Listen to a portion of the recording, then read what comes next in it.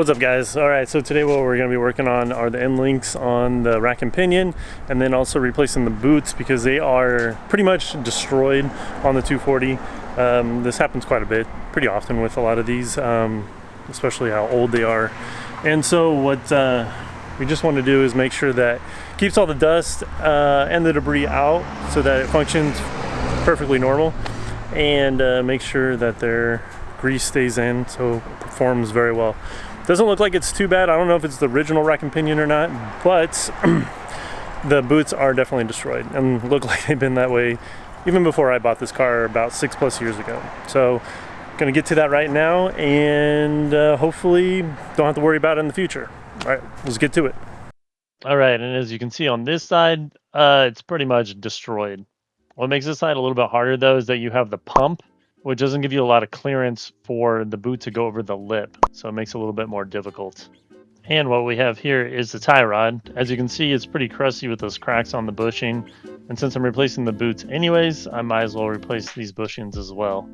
So here I put some blue tape around the nut there on the back just to make sure I know exactly where the nut was prior to taking off the tie rod.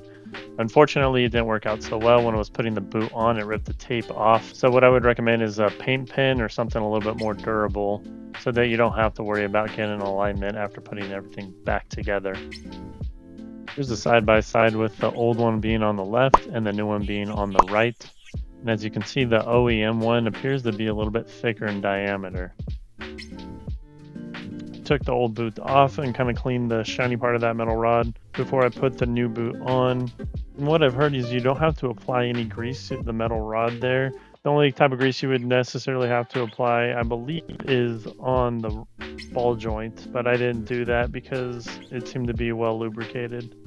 New boot is on, and as you can see, there's a little metal piece there on the back end, more towards the pump side, and what that is to make sure that it's secure. There's a little rubber O-ring that you put on the outside or the side more towards the tire that secures it there as well. The new tie rod and bushing are on, along with the new nut and cotter pin, as well as the boot. Everything is looking nice and fresh. All right, guys, we are done. The car is back on the ground. As you can see, tires are on. Everything went according to plan. It was a little bit harder than I thought. Didn't think I was gonna have to use any type of PB blaster or on the bolts to get the tie rods out, but I ended up having to do it on the passenger side. Came out perfectly fine on the driver's side, so just keep that in mind when you're doing this yourself for the first time. So if you guys have any other questions, concerns, let me know.